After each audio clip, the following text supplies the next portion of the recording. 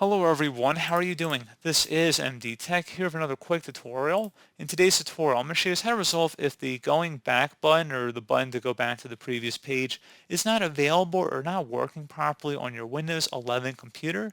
So this should hopefully be a pretty straightforward process here, guys. And without further ado, let's go ahead and jump straight into it.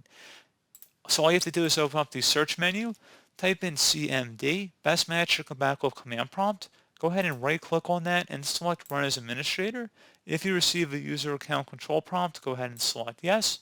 And now into this elevated command line window, you want to go type in SFC followed by a space /scanl. Scanl should be one word attached to that / out front. Hit enter on your keyboard to begin the system scan. This will take some time to run, so please be patient.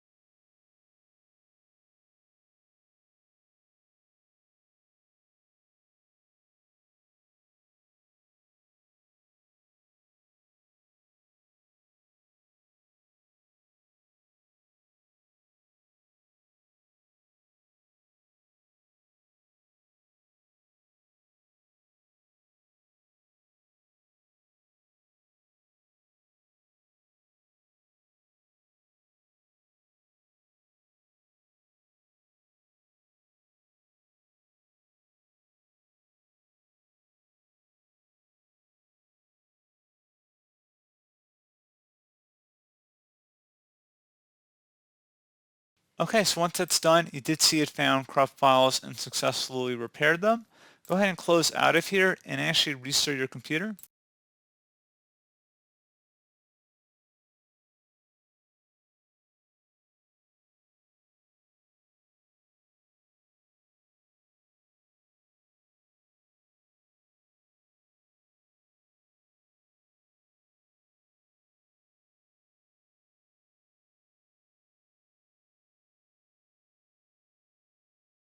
And there you go, guys. Hopefully I should have been able to resolve your problem.